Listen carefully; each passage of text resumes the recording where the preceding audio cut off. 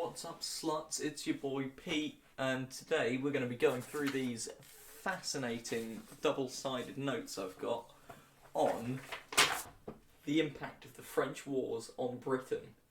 Ho-ho!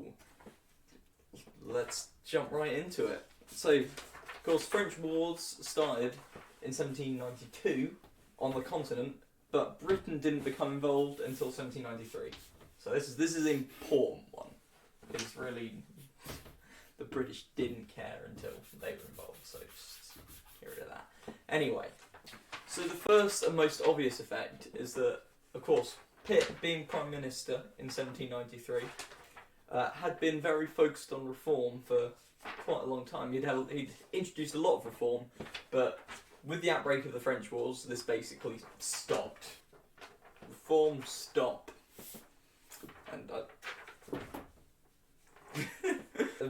very much stopped. In fact, in a lot of places, he became much more regressive. So you had some sort of regressive social policy, essentially, coming out because of the fear of revolution following the French Revolution. Essentially, people feared any reform as a prologue to revolution, even though there hadn't been almost any reform in France prior to revolution, and that was one of the reasons that revolution happened. But whatever. People were scared, basically, and scared people do stupid things. Now, between 1792 and 1793, Pitt remained mostly neutral. In 1792, the French were encouraging rebellion in Holland, which the British were like, no thank you, we're allied with them. And they're also worried about Holland invading them, or them being invaded by the French from Holland.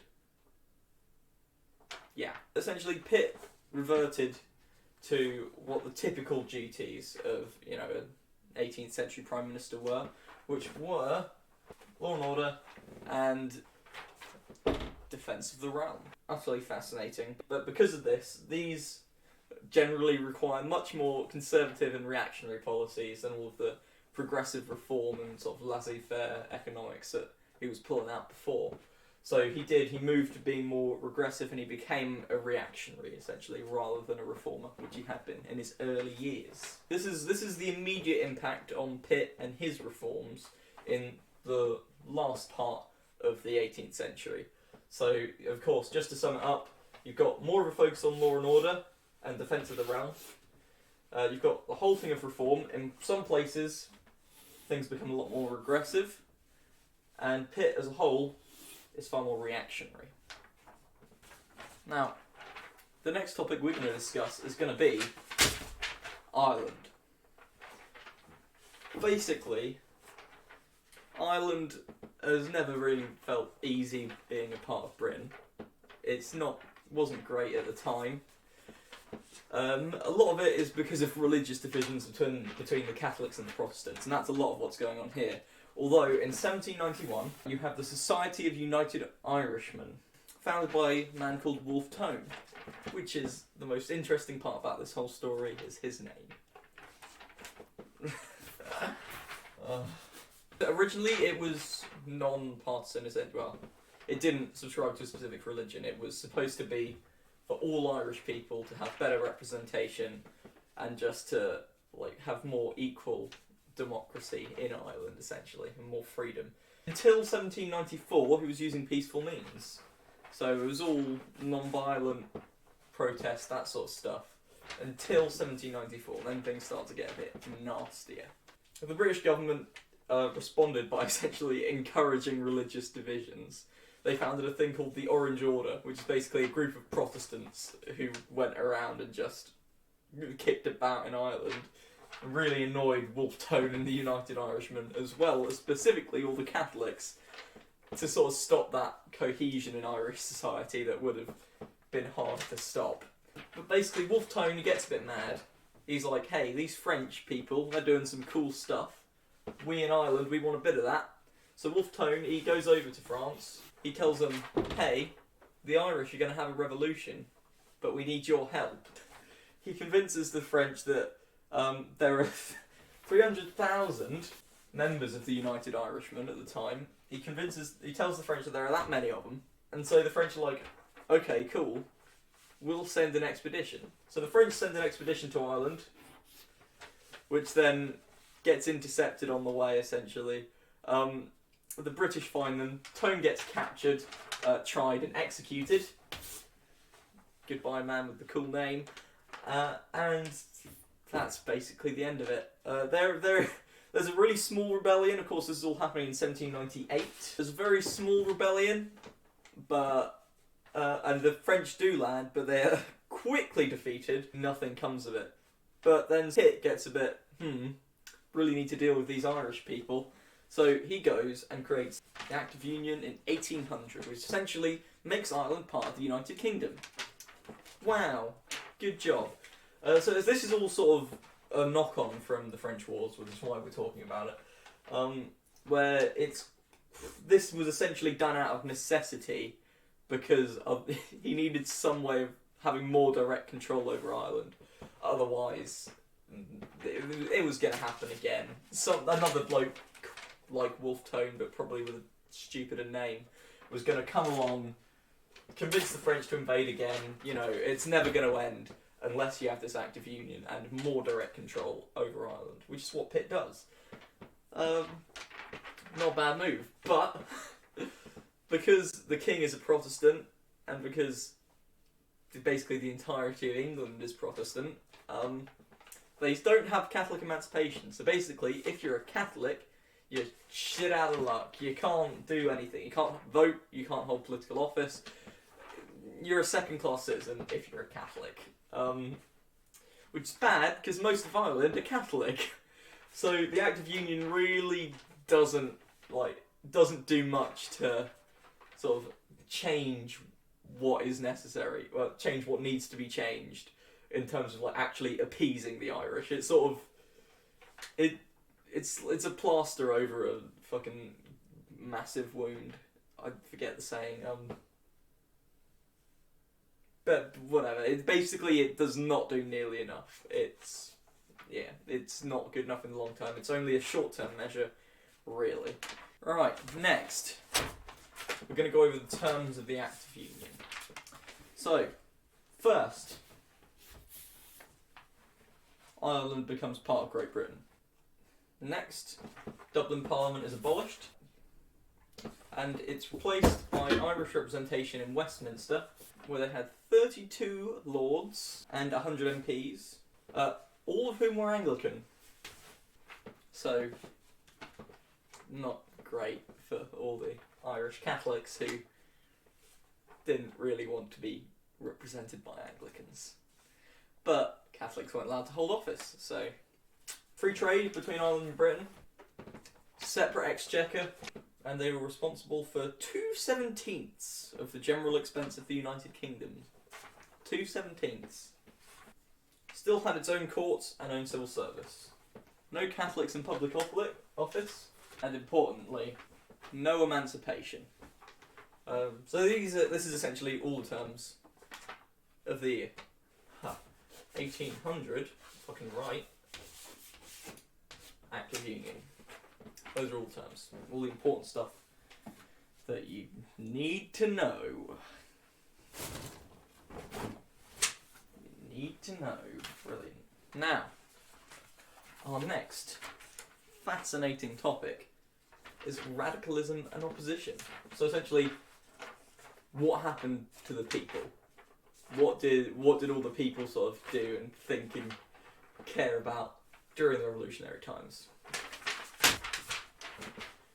Radicalism and opposition. After 1793, with the outbreak of the French Wars, toleration of reform movements ended. It's over. It's all done. They're just not going to do it anymore. They're not going to have it. Pitt comes in with a swathe of repressive legislation. You have 1973 Aliens Act, 1793. 1794, habeas corpus was revoked, which is the right to essentially be tried before you get locked up in prison, or the right to have a trial set. So basically, when this is revoked, you can be put in prison indefinitely without actually being charged or tried with anything. In addition, the 1794 harvest was poor, food prices were high, it's getting very stubby, and trade was dislocated. This is possible other reasons for discontent, though. So, of course, not all of it is going to be because of the French Revolution. A lot of it's just people are hungry and annoyed that food's expensive. So they're starving. Examples of unrest, you have things like the attack on the King's Coach in October 1974. 1794. Yeah, additionally in 1794, the windows of Downing Street, 10 Downing Street, were smashed. Essentially attacks on figures of power. The King, Prime Minister. Bad stuff for the ruling elites. Most corresponding societies, which essentially were groups that would communicate with the French in the Revolution, they were generally set up in all the big cities, Sheffield, London, Leeds. All of the new industrial centres specifically had corresponding societies, but all of their leaders were pretty much rounded up and put on trial. Most of them got away with it, not many were actually convicted, so a lot of them ended up they hadn't done much wrong, but they ended up being okay out of it. Not many people actually, I think it's something like 200 people were actually convicted during this time. It's not a large amount, but the legislation is all there to discourage people from doing these things. Going further on, in 1795, you have the Treasonable Practices Act, and also the Seditious Meetings Act, and of course the 1799 and 1800 Combination Acts. So these forbade any society or amalgamation or group of people, or any sort of people grouping together for the purpose of political reform. Under the Combinations Acts, you couldn't go and meet up with a friend and talk about political reform. Any group for political reform became illegal under these acts. It's pretty big.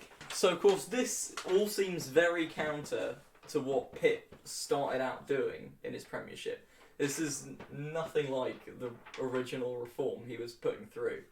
But I think a lot of it comes from pressure from the landed elite and the focus on the French wars. There's not a lot that you could really do at this point. It became difficult, certainly. With all of this, there was a huge wave of anti-reform feeling that lasted well into the 19th century. Essentially, there's a lot of negatives that came out of this brief period. A lot of opposition to radicalism, much more than there was, I think, radicalism in and of itself. Of course, there are some examples of radicalism. You've got the attack on the King's Coach, the breaking of Downing Street windows, but they're very much isolated incidents, and I think there's a lot more in opposition to radicalism than there is actual evidence of true radicalism or attempted revolution in this period. Where do I put my chalk? Useful. Anyway, moving on to, my last subsection, which is the overall political, social and economic impacts of the wars.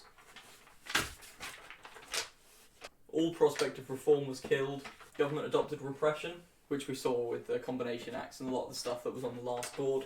It was a huge strain on the economy because Pitt's main strategy was to subsidise other nations to fight the war instead of actually fighting the war with British soldiers. We're not talking about Pitt anymore, but following Trafalgar in 1805, Napoleon gave up on invading England and instead implemented the continental system, which was pretty much a trade embargo.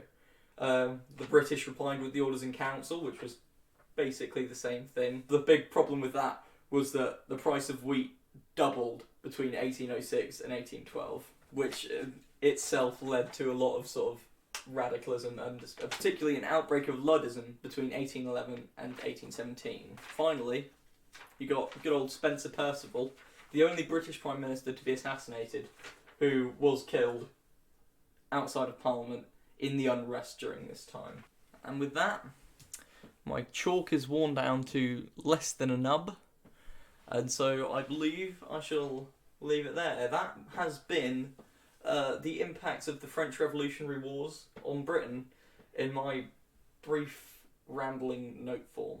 I hope it was somewhat helpful, I hope you enjoyed it, and good luck if you have to take an exam on it like I do. So, cool.